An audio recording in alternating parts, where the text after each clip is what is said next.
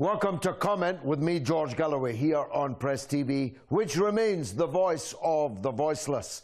Comment is the big conversation, it's the great debate, but it can only be either of those if you join in. That's why, above all, I need your telephone calls. The number to call is 44-208-601-4555. You call us, we'll call you back. Establish a clear line, and remember, if you get on the television with me, the volume on your television has to be down at 0, or I'll have to press swiftly on because no one would understand either of us. You can also SMS the show on 447800008066, or you can email me at comment@presstv.co.uk, and you can even tweet the show at comment_presstv. Now, who has been effective in fighting ISIL?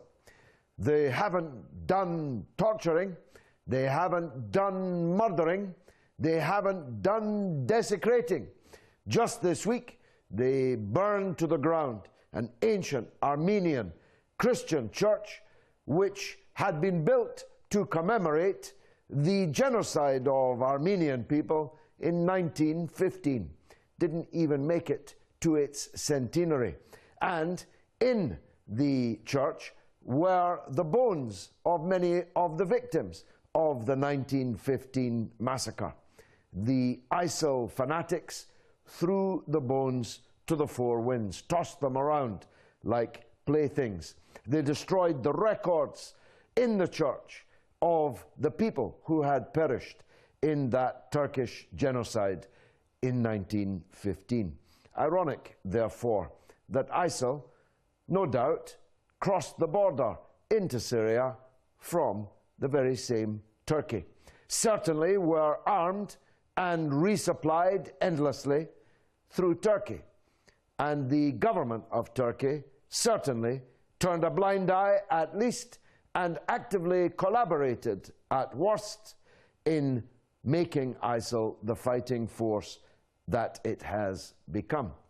The story was, a few days ago, that the leader, the self-appointed Caliph, Baghdadi, as he calls himself, though his name is Samurai, was dead in an American bombardment.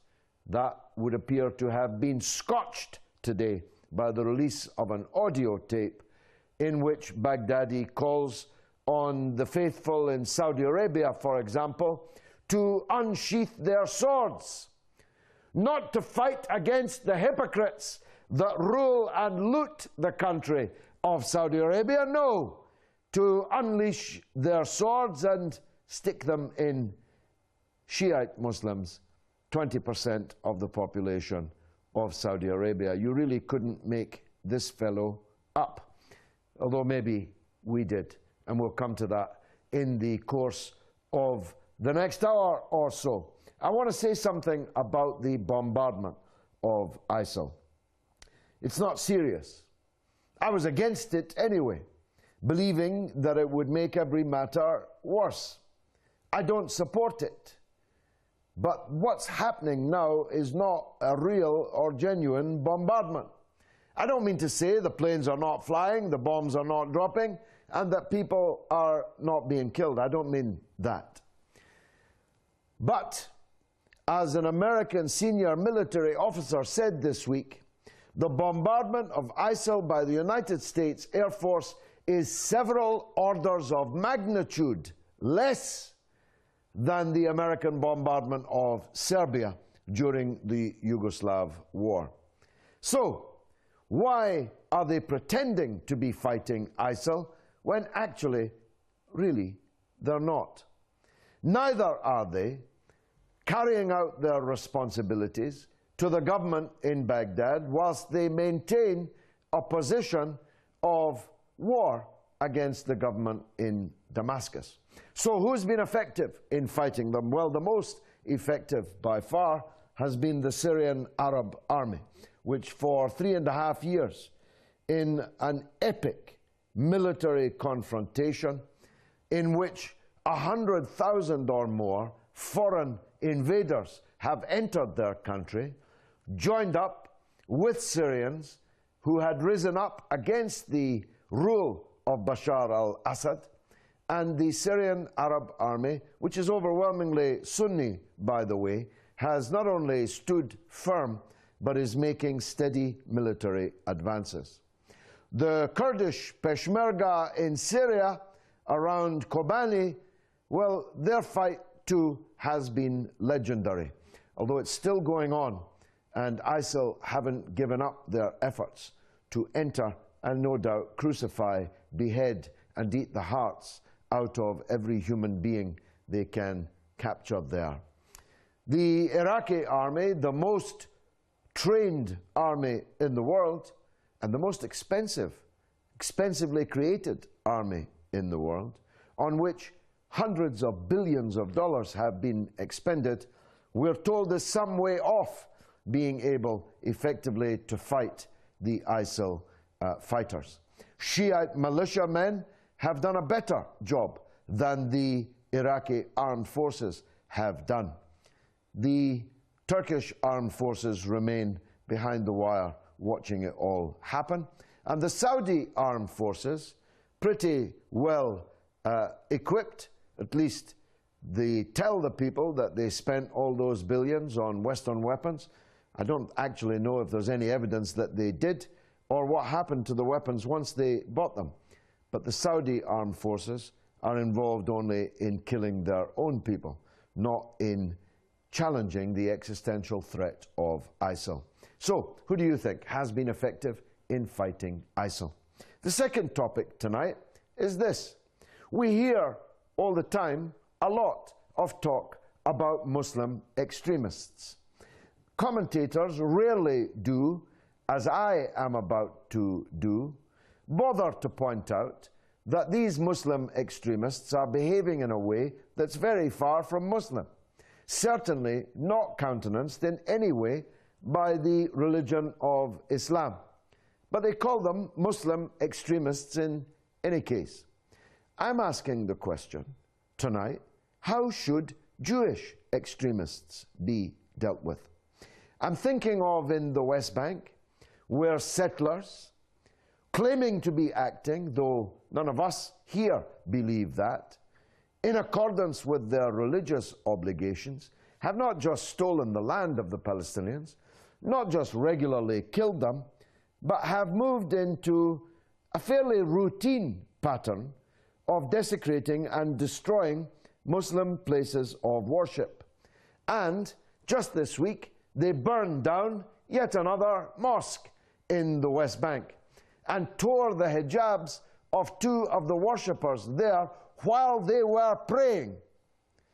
Now that's pretty extremist behavior, but you will rarely see it showcased in Western media outlets. Well, it's going to be showcased here tonight. But of course, these Jewish extremists don't just exist in Israel. I could show you my scars. I mean, literally, my scars. I can talk about this now because the man who attacked and assaulted me brutally and lastingly just 3 months ago finally pleaded guilty in court last Friday. He had been due to stand trial on Monday of this week, but he has now changed his plea and is now convicted of assaulting with actual bodily harm a British Member of Parliament for 28 years in broad daylight in a London street in front of anyone who happened to be walking or passing by. Now, this is a very interesting man because he actually is Jewish, but a few months ago he was not Jewish. He converted to Judaism, he says, although his attack on me was very far from the teachings of the Jewish religion.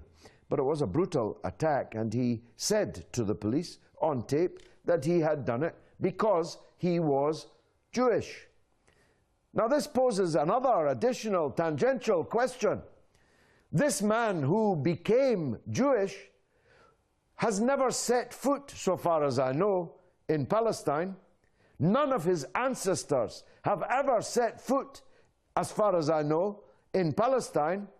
But Neil Masterson, as a converted Jew, now has the legal right to go and live in Palestine, on the land, even in the house of an actual Palestinian who has been driven from that house and whose ancestors lived there for millennia. Confused? You shouldn't be. I'll explain it all here on comment over the next 50 minutes or so. First caller on the line is Mohammed in London on the subject of ISIL. Mohammed, welcome. Hi, good evening, George. Good evening to you. Good evening, sir. Yeah, basically, with regarding ISIL or ISIS or Daesh or whatever the name they keep finding themselves, it is the same name to an idea, an ideology that's been running in the Middle East, running wild in the Middle East, spreading hate, spreading prosecution, spreading killing for the last, I don't know, maybe a century or so. And now, recently, we're trying to discuss to how we can kill this idea. Killing this idea is not going to come by bombing, and you know the bombing in northern Iraq will always lead to a suicide bombing in southern Iraq. So basically, there are a few steps which is we addressed so many times at the UN that to kill an idea, you have to drain its sources, drain the funds, stop the hate speech in Saudi Arabia and the countries surrounding these areas.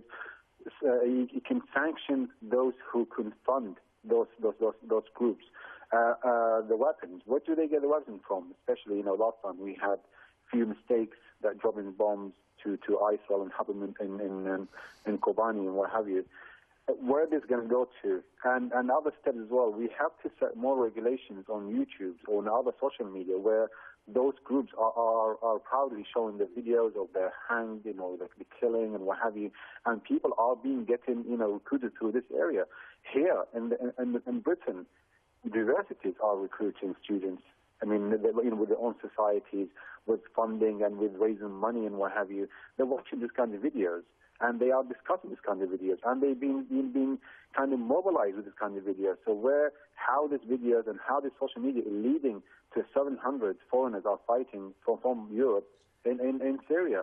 Other point as well is we have to sit down with countries who are supporting by borders. Turkey, for example, Iran is part of it.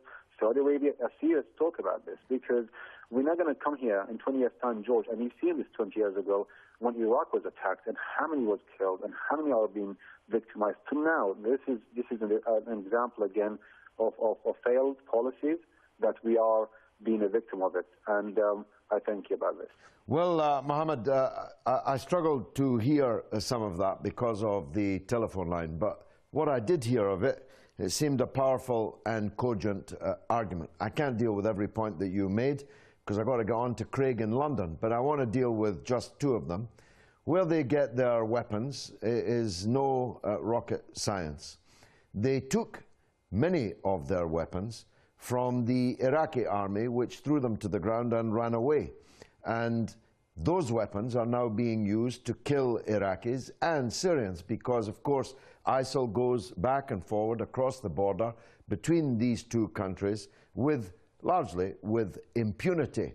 That's the point I was making about the American bombardment, which is, and I quoted the military officer who said, it was several orders of magnitude below the amount of bombing that was done in Serbia, in Europe, in the Yugoslav war. And so these columns and convoys of ISIL fighters, terrorists, who are moving back and forward between the two countries, clearly, largely uninterrupted. But their previous weapons cache was taken from the so-called free, so-called Syrian, so-called army. And those weapons were given to the FSA by the United States and other Western countries. And non-lethal military aid had been given by us in Britain to them, which was promptly taken from them by ISIL. They've also, of course, been on the receiving end of significant foreign funding through Turkey and funding from Saudi Arabia and, by the way, elsewhere in the Persian Gulf area. So they're not short of money for buying weapons. And, of course, when they conquered parts of Iraq in the summertime, they immediately looted the banks and stole hundreds of millions of dollars. They're also extorting money from people and kidnapping and then selling those people. And when they kill people, they steal their wives and their children, and they sell them too. They even had a price list which they circulated, selling them. So they're a big money-making machine.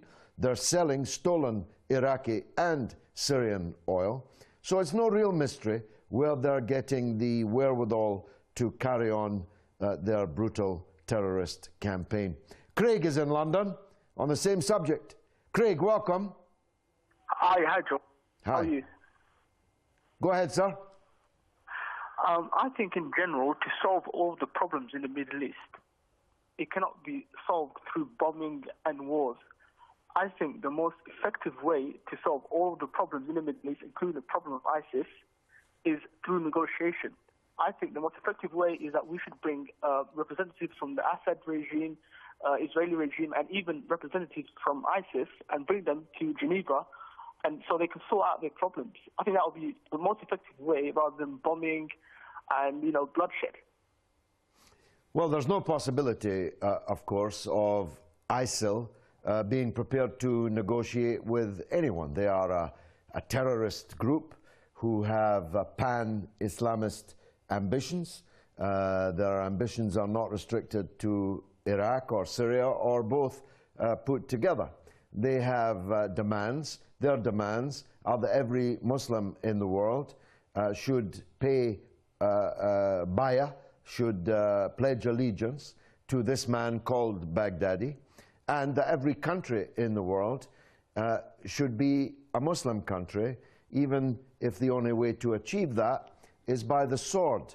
So there's really nothing to negotiate with ISIL about. But the suggestion that you made of negotiations is, of course, vitally important.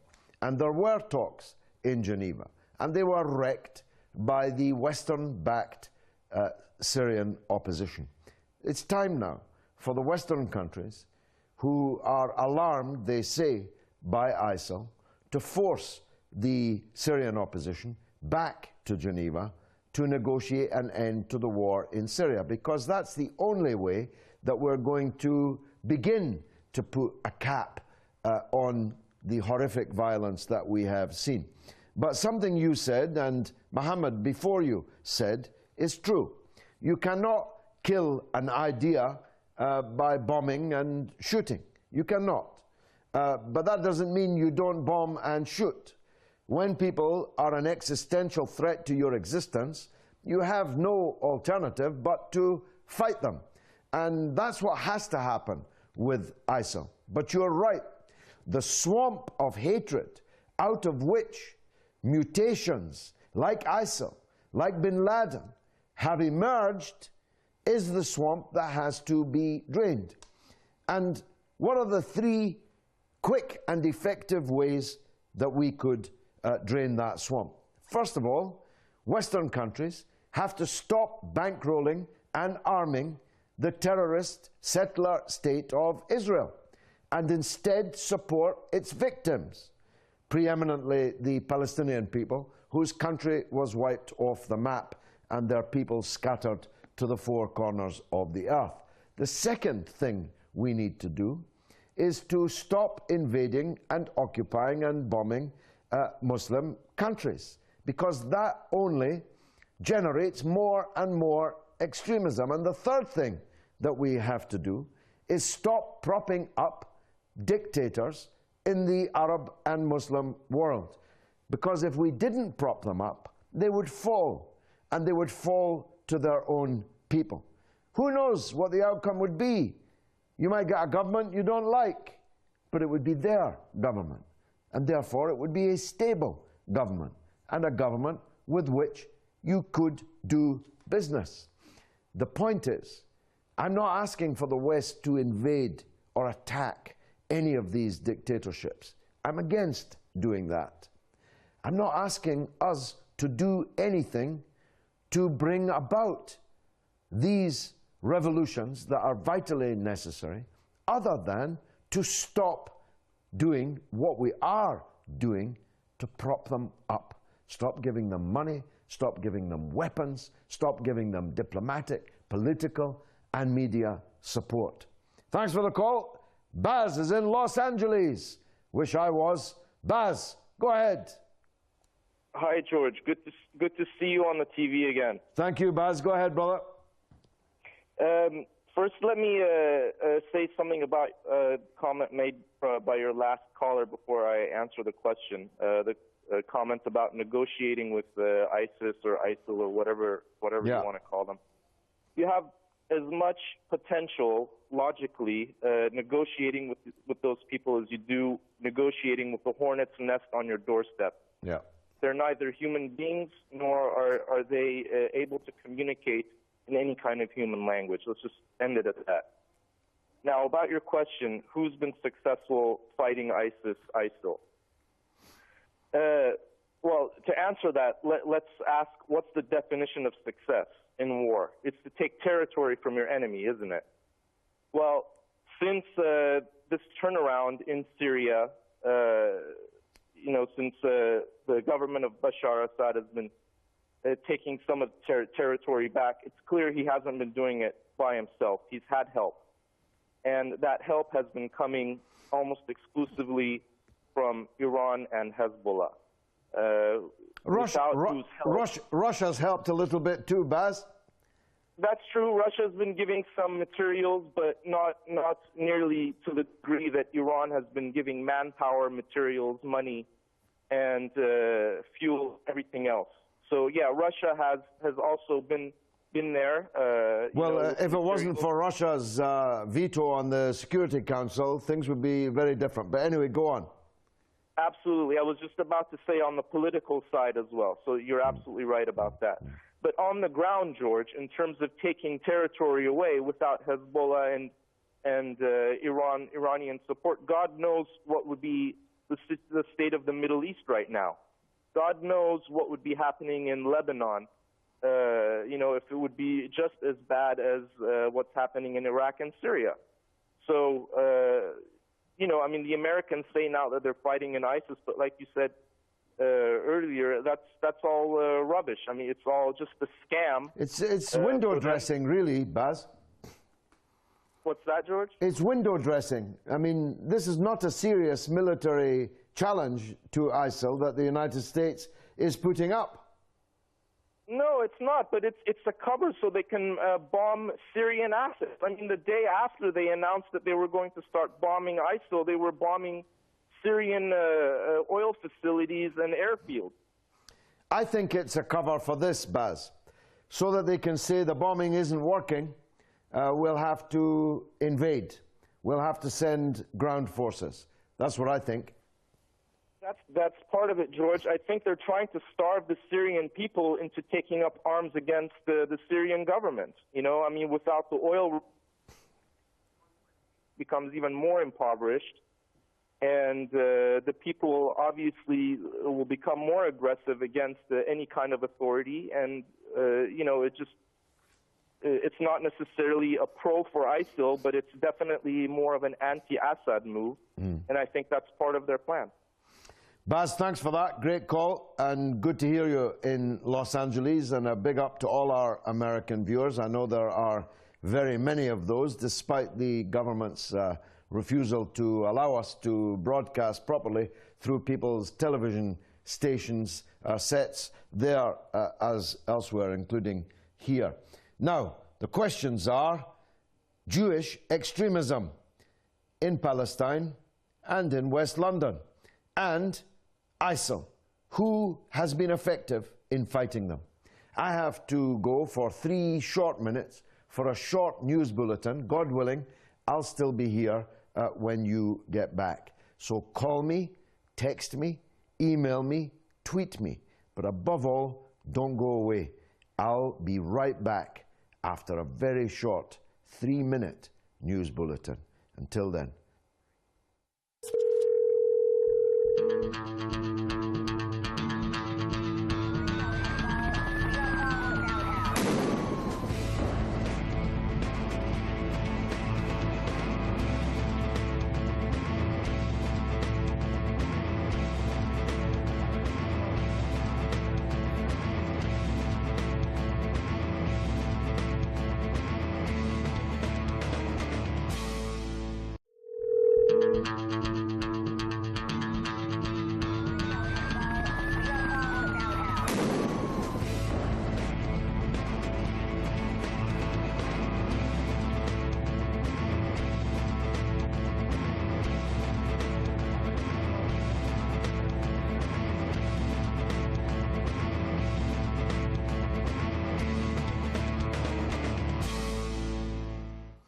Welcome back to Comment with me, George Galloway, here on Press TV. Still the voice of the voiceless, giving voice to the otherwise voiceless by phone, but by text and email and even tweet also.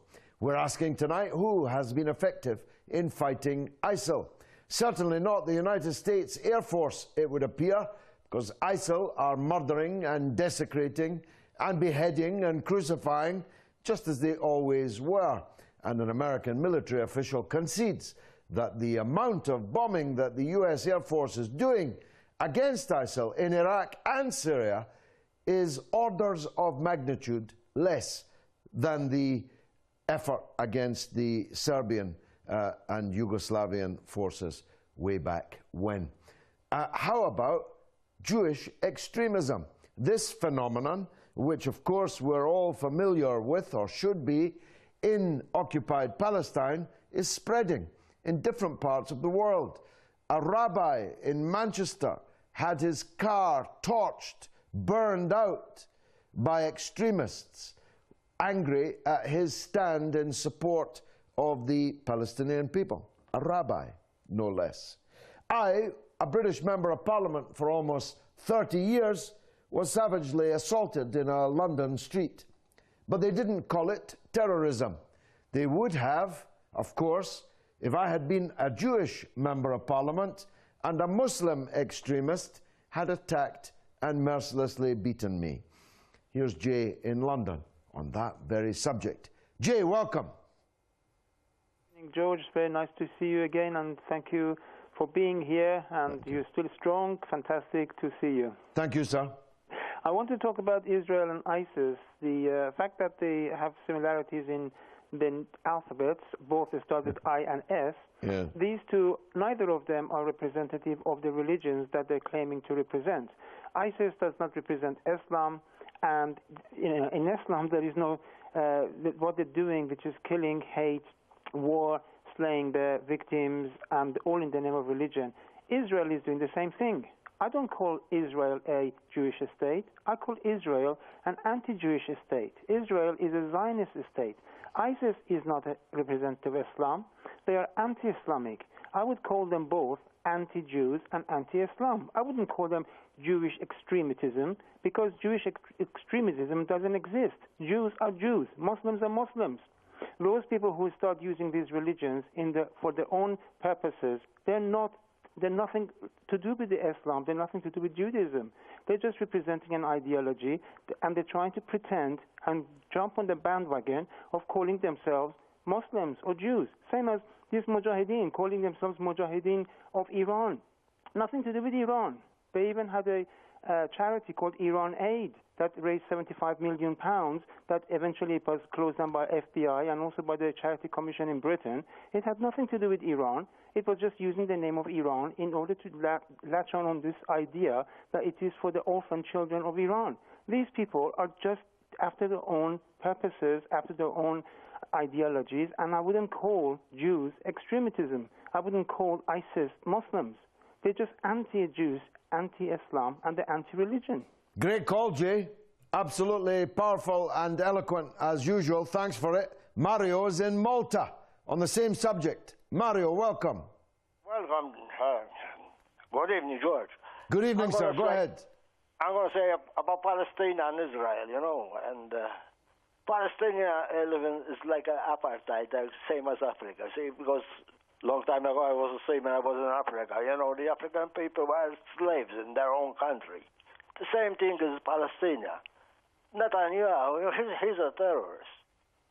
He's a terrorist. But why? He tests the world power. Israel is a fifth world power.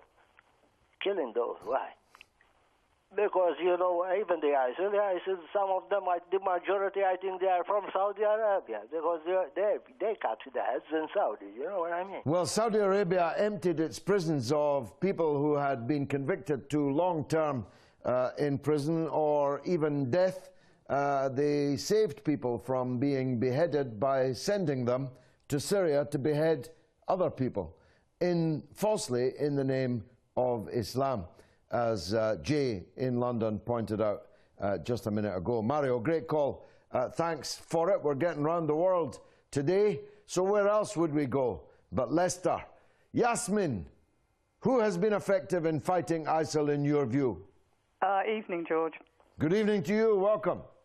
Well, to answer the question on one level, nobody seems to be fighting and getting out the truth to fight the lies of ISIS and about what ISIS actually is.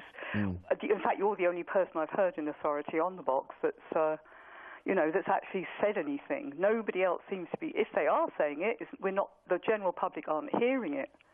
So what I want to say to you is, what do you suggest that the ordinary geezer can do to support people like you who are trying to get the truth out about what ISIS actually is? Well, Yasmin, thanks for that. You can encourage people, of course, to watch the show, to go onto YouTube. I've got more than 50,000 videos on YouTube. Not all of them sympathetic, of course, but it's a lot.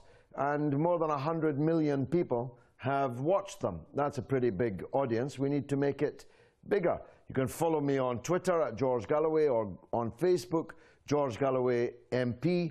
You can tell people about the analysis which we're giving here at Press TV, and I'm trying to do across all the platforms on which I'm working. We have to struggle amongst the Muslims here in Britain to pull them back from the siren voices who are trying to lure them onto the rocks of extremism, separatism, violence, and even self-immolation. 500 British Muslims are fighting alongside ISIL, although some are with the official al-Qaeda group, Jabhat al-Nusra, in Syria, a group which expelled ISIL as being too extreme. They were too extreme for al-Qaeda.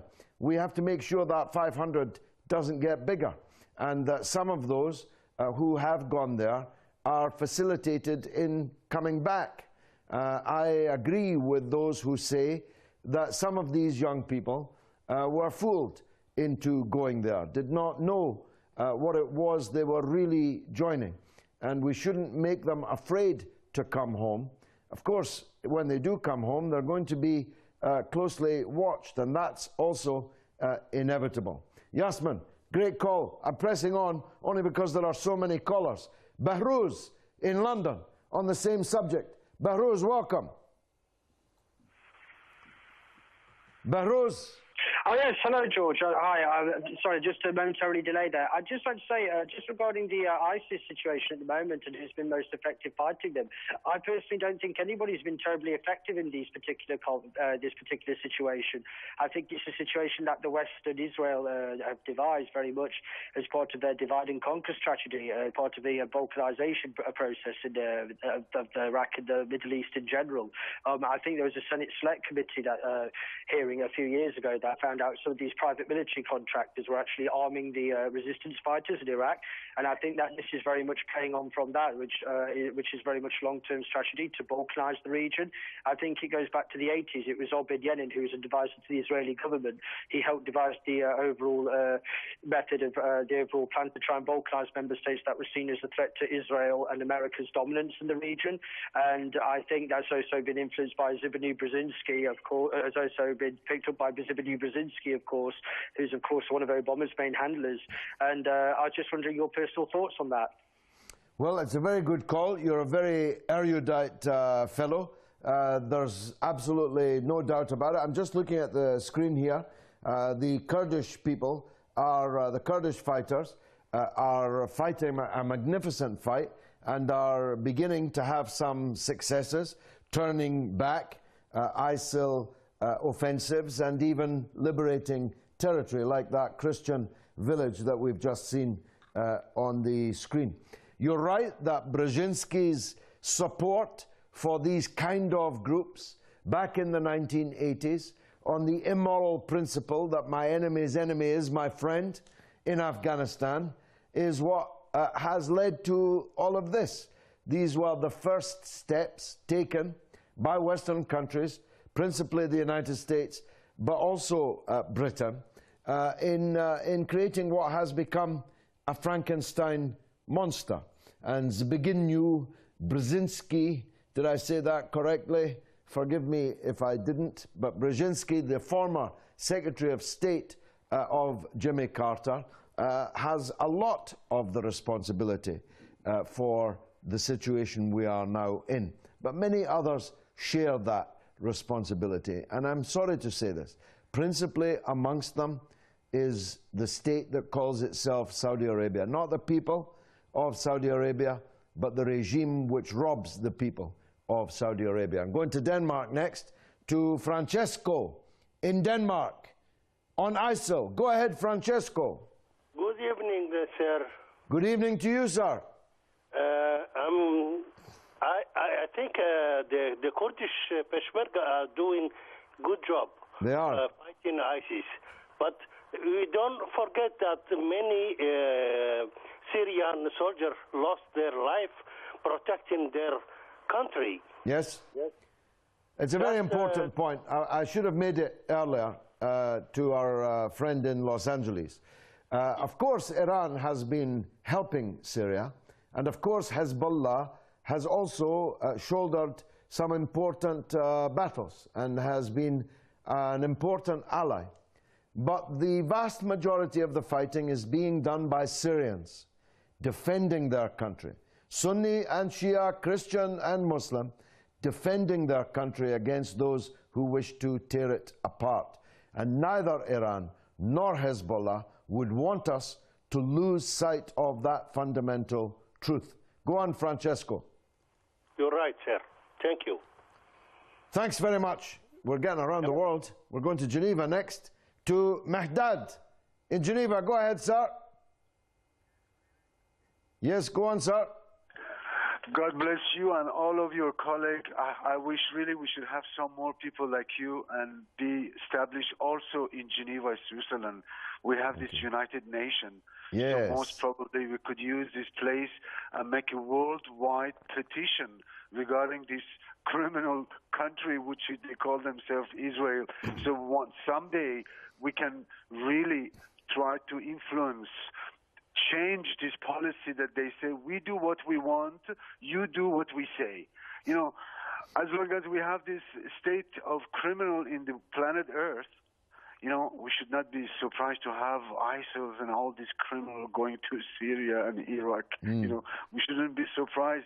We have to stop this in a way effective, because it's not going to work so far. You know, we don't have no efficiency. They do what they want. Last week or a week ago, 10 days ago, we had seminar of international human rights. Of course, we had everyone here. They talk about this lady who was in Iran, who was prosecuted after 7 years of judgment, and they accuse Iran because of the fact that Iran is not taking care of the human rights.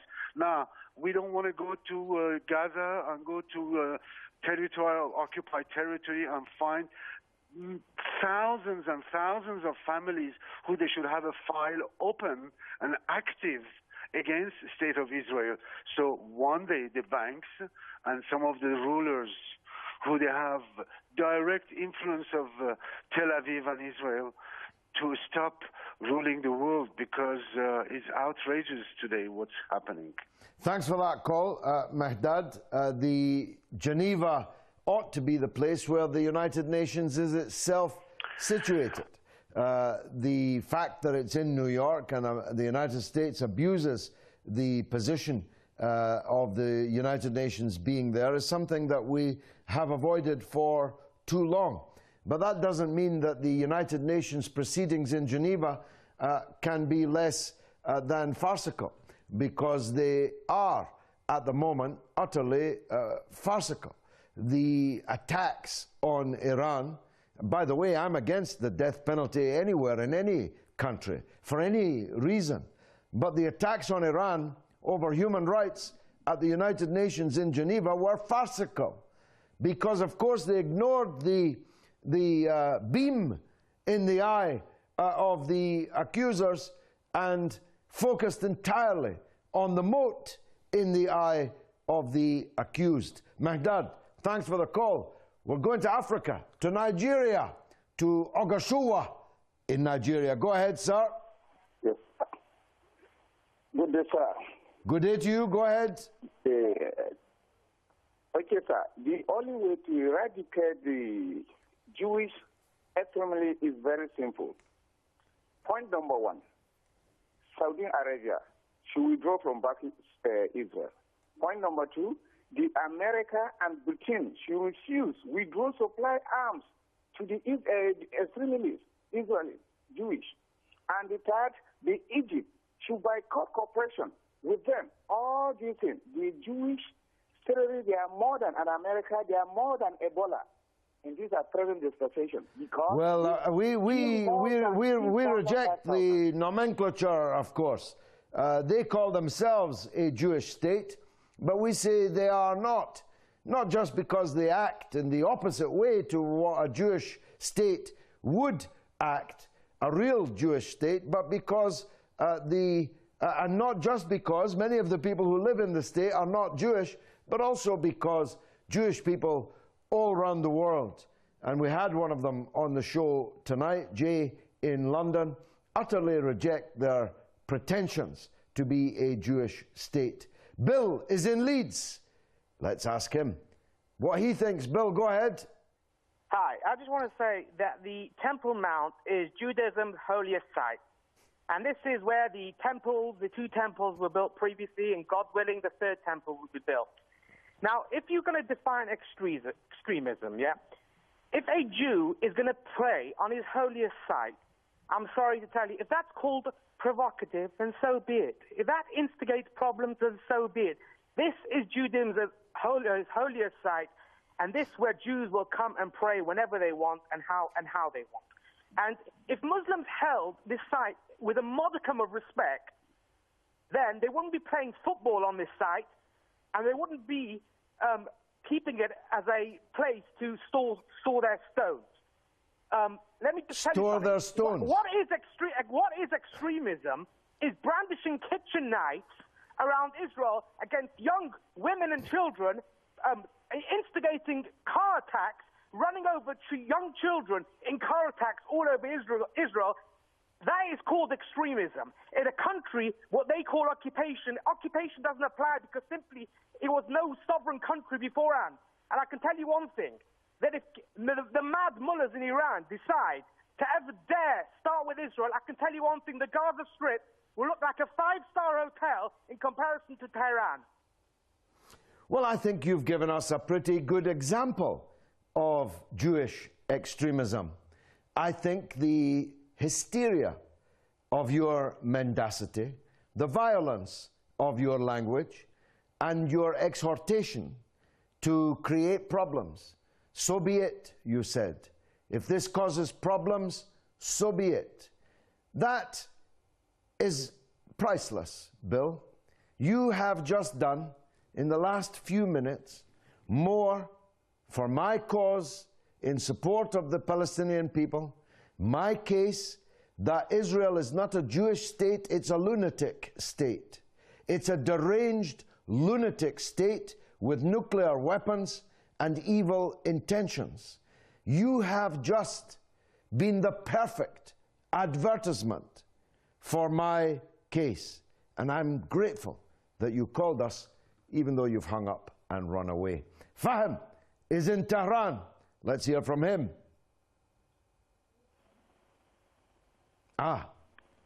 We've lost Good evening, Mr. Galloway. Thank you very much. Actually, it's been a long time I haven't talked to you.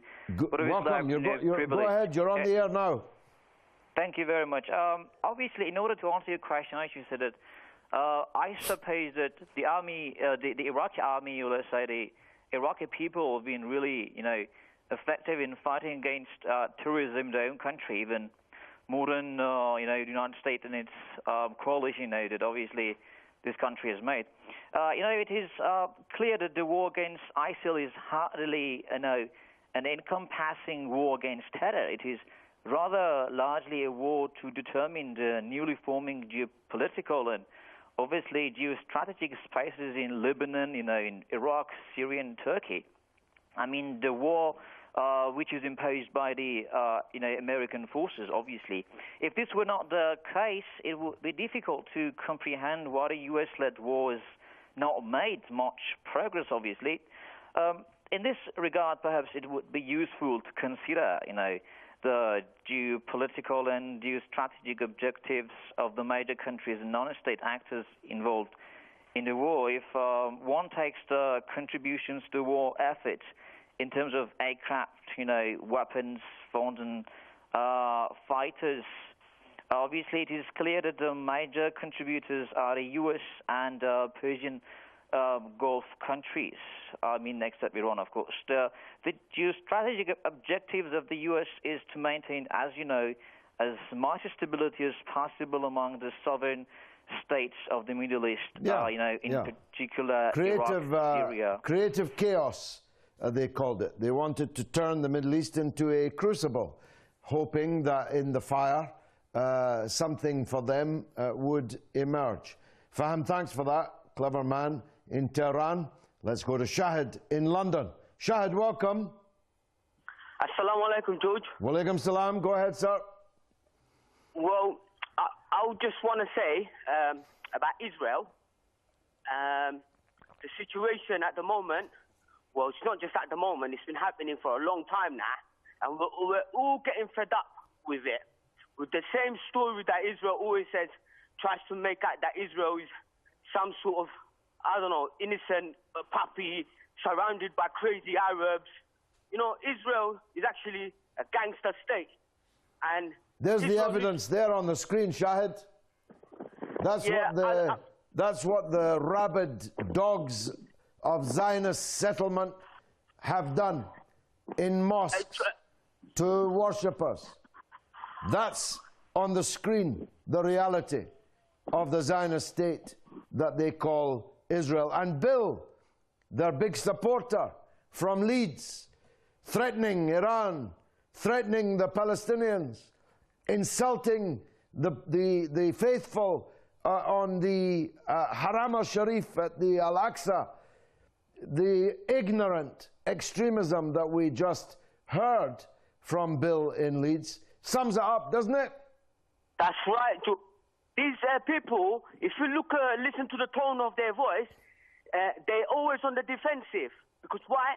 Because deep down, they know that Israel is actually a terrorist state. And you know what, George? Actually, you know what? It's about time. The whole world is getting fed up. We have to all rise up. We have to. Well, I think we're well on the way to that, Shahid, and that's why Israel's supporters are getting more and more violent. Violent verbally, like Bill in Leeds. Violent physically, like their big supporter who attacked me. He's locked up and will be for some time. Hello, just comment your name and the place you left that number. And just make sure your television volume is set to 0. So 003. Can you spell your name for me? Yeah, I know. You redirect me, put through the phone number, and then we'll call you back. Comment. And then can I have your